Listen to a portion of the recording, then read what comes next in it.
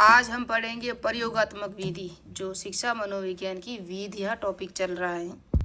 उसके बाद पढ़ेंगे व्यक्ति इतिहास विधि या निदानात्मक विधि, प्रश्नावली विधि के प्रकार। तो प्रश्नावली विधि तो शायद तक नहीं पहुंच पाएंगे, दो विधियाँ ही होगी। जिस तरह से कल मैंने दो विधियाँ पढ़ाई थी आपको, कल का वीडियो नहीं देखा तो देख लेना। आत्मनिरीक्षण अंतः दर्शन विधि पढ़वाई थी मैंने कल, और एक और पढ़ाई थी वही दर्शन, जिसे प्रेक्षण विधि। प्रेक्षण विधि का शायद मैंने जनक नहीं बताया था आपको, क्योंकि ये अधिगम की जो विधि है वो प्रेक्षण विधि है, जो अल्बर्ट मंडूरा ने प्रयोग की थी अनुकरण के आधार पर। आपको पता है, कोई शाहरुख खान की तरह दिखता है ना, तो वर्तमान में क्या है, हीरो की एक्शन करके बालों की एक्शन उसी तरह के बना लेता है। जिस तरह से हम देखते हैं कि जो न्यू कपड़े आते हैं, न्यू पिक्चर आती है, उसी के टाइप पे आते हैं, तो उसका नकल करने लगते हैं, अनुकरण करने लगते हैं। एक दूसरे की नकल करना क्या है, प्रेक्षण विधि है। उस उसने ऐसा किया, हम भी ऐसा करते हैं उसको देख के, तो वो प्रेक्षण विधि भी है। और बही दर्शन विधि तो वो है जिसका दूर से निरीक्षण किया जाता है, दूर से देखना या उसका भी अनुकरण करना कि वो इस तरह से है, ऐसा है। तो ये बही दर्शन विधि किस तरह से थी, ये मैंने पढ़ा दिया आपका। यानी बही दर्शन विधि वो है जो निरीक्षण करना होता है, जबकि प्रेक्षण विधि है वो अनुकरण है। और ये अल्बर्ट मंडूरा की है, और ये कुछ इनसे मिलती जुलती है। ये विधि नहीं है, ये अधिगम है। कौन सा अधिगम का सिद्धांत है, प्रेक्षण सिद्धांत। जबकि बही दर्शन विधि अवलोकन विधियां हैं शिक्षा मनोविज्ञान की। प्रयोगात्मक विधि अब हम पढ़ेंगे। और मैं आपको बता दूं कि मैं जो पढ़ा रही हूँ ना आपको, ये शिक्षा मनोविज्ञान की विधियां हैं। शिक्षा जो सामाजिक अध्ययन की जो विधियां हैं, समस्या समाधान विधि, उद्वेलन विधि, प्रोजेक्ट विधि, वो किसकी विधियां हैं, वो सामाजिक अध्ययन की विधियां हैं। जहां हमारी शिक्षण विधियां ये अलग टॉपिक है, और वो शिक्षण विधियां अलग हैं जो सामाजिक अध्ययन में जो SST लेवल से है, ये शिक्षा मनोविज्ञान में आती हैं, प्रयोगात्मक विधि वगैरह। तो ये विधियां अलग है, आपको इस तरह से कन्फ्यूजन नहीं होना है। प्रयोगात्मक विधि विलियम वुड की है, आपको पता है, क्योंकि इन्होंने प्रथम प्रयोगशाला की भी स्थापना की थी लिप्जिंग में। तो निर्धारित दिशाओं में मानव व्यवहार का अध्ययन किया जाता है। उद्दीपक व अनुक्रिया के संबंधों का अध्ययन, प्रारंभ इसका समस्या से होता है, समस्या से प्रारंभ होता है। कार्य कारण संबंध की स्थापना में सहायता करती है।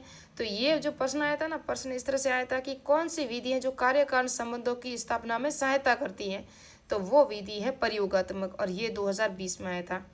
प्रयोगात्मक विधि के चर कितने हैं, 3 है, स्वतंत्र, जैविक और आश्रित चर है।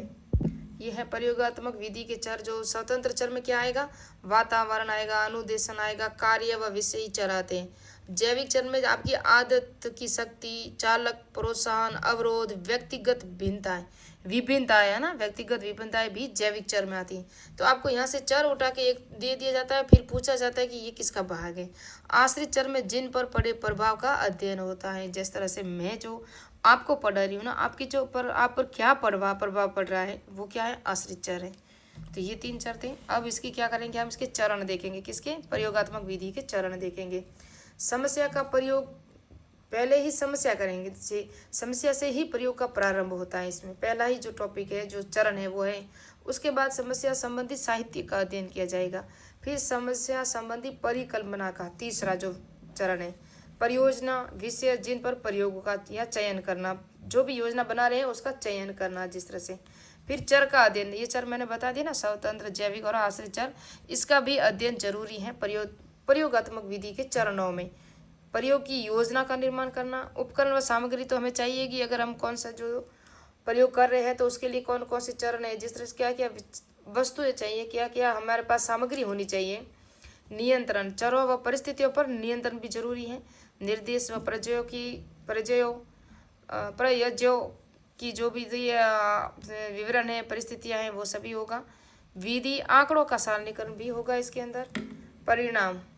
परिणाम यानी कि चर्चा व पहला परिणाम भी होंगे, फिर चर्चा व सामान्यीकरण। इस तरह से सारी जो ये परिस्थितियों के जो चरण हैं, प्रयोगात्मक विधि के जो चरण हैं वो थे। आपको चरण एक याद होना चाहिए। पहला चरण आपको याद होना चाहिए कि समस्या के प्रयोग का प्रारंभ भी प्रयोगात्मक विधि का पहला चरण है। दूसरा है समस्या संबंधित जो साहित्य है। तीसरा है परिकल्पना का निर्माण करना। तो 3 चरणों तक तो आपको याद रखने ही है इसके चरण। उसके बाद हम पढ़ेंगे इस विधि के जो लाभ कौन कौन से, किसके, प्रयोगात्मक विधि के।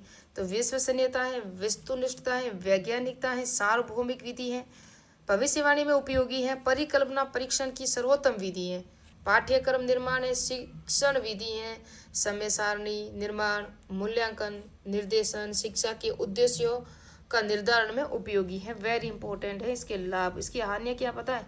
महंगी है, समय अधिक लगता है, प्रशिक्षण की आवश्यकता होती है इसके अंदर। आपने अगर देखो, मैंने बताया कि एन सेन, जो सेन गुप्ता थे जिन्होंने भारत में प्रथम प्रयोगशाला की स्थापना की थी, तो वो भी विलियम वुड के और सिगमंड फ्राइड के प्रशिक्षण करता रहे हैं अमेरिका में। इनकी जो भी मनोविज्ञानशाला थी वहाँ पर प्रयोगशालाएं। टिचनर प्रयोगात्मक अंतर्दर्शन की सर्वोत्तम वैज्ञानिक मनोवैज्ञानिक विधि है। किसकी है? तो ये इसकी परिभाषा है जो टिचनर ने दी थी। टिचनर कौन थे? टिचनर विलियम वुड के शिष्य थे। इन्होंने कहाँ पता है आपको? हम जब मनोविज्ञान के सिद्धांत पढ़ेंगे ना, जिसके अंदर संरचनावादी सिद्धांत, मानवता सिद्धांत, अधिगम का जो इस क्रिया प्रस्तुत स्किनर का सिद्धांत, पॉवलोव का सिद्धांत, कुर्लेविन का सिद्धांत, लेवाइगस की जो निर्मितवाद हैं, और कोपका कोलर का सिद्धांत, नैतिक विकास का सिद्धांत, जिस तरह से पढ़ेंगे ना, वहाँ आपको पूरा डिटेल से बताऊंगी कि विलियम वुड और टिचनर कौन थे, इनका संरचनावाद जो संप्रदाय था, यानी कि मनोविज्ञान की आधारशिला संरचनावाद, यानी कि संरचना किस तरह से हुई मनोविज्ञान की, जो नींव किस तरह से डाली गई, इसके अंदर पहले क्या था, आत्मा का था, चेतना थी, चेतना को किस तरह से इन्होंने परिभाषित किया था। जब हम संप्रदाय पढ़ेंगे ना, तो वहाँ डिटेल से बताऊंगी मैं आपको। अब हम पढ़ रहे हैं क्या? व्यक्ति इतिहास विधि या निदानात्मक विधि या केस स्टडी मेथड। इसका भी प्रश्न आया 2014 में। इसके प्रतिपादक थे टाइडमैन 1787 में।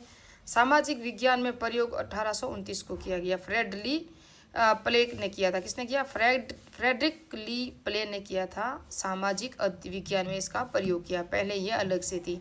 इसमें भूतकाल से लेकर वर्तमान काल तक का अध्ययन किया जाता है। इसका प्रयोग, इस विधि का प्रयोग मूल रूप से समस्यात्मक बाल अपराधी बालक, मानसिक रोगी, प्रतिभाशाली बालकों का अध्ययन किया जाता है। इसकी जो परिभाषा है ना, वेरी इंपॉर्टेंट है। पीटी यंग, किसी व्यक्ति या समूह का गहन अध्ययन करना, ये यंग कह रहे हैं। क्रो एंड क्रो, इसमें व्यक्ति का विगत इतिहास व वर्तमान स्थिति शामिल होती है। इसका प्रयोग छात्र की गंभीर समस्या के समाधान में होता है। सारे स्कूल टीचर इनके सारे, जैसे कि इसे कहते हैं पोर्टफोलियो या फोबिया, ऐसा कुछ कहते हैं, जिसमें आपकी सारी समस्याओं का निदान किया जाता है, एक जगह एकत्रित किया जाता है, फिर उस पर अध्ययन किया जाता है।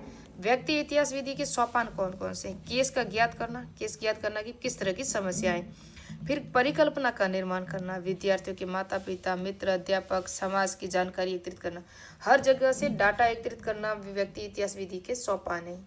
कि बच्चा कुछ परिस्थितियों से परेशान होकर कुछ ऐसी स्थितियां हो जाती है उसके साथ, कोई पिछड़े बालक होते हैं, कोई प्रतिभाशाली होते हैं, कोई मानसिक रोगी भी होते हैं, तो उन सब का अध्ययन हम उसके आसपास की जो भी वातावरण है, उनके परिचित है, उनके माता पिता हैं, उनके दोस्त यार हैं, वहाँ से हमें सूचना प्राप्त होगी, तो पता चलेगा कि ये ऐसा क्यों है, फिर उस पर अध्ययन किया जाएगा, फिर इसका निदान उपचार के लिए सोचेंगे, फिर इसका निदान पहले होगा, फिर उपचार किया जाएगा। पहले निदान होगा, सब सूचनाओं को एकत्रित किया जाएगा, फिर इसका उपचार किया जाएगा।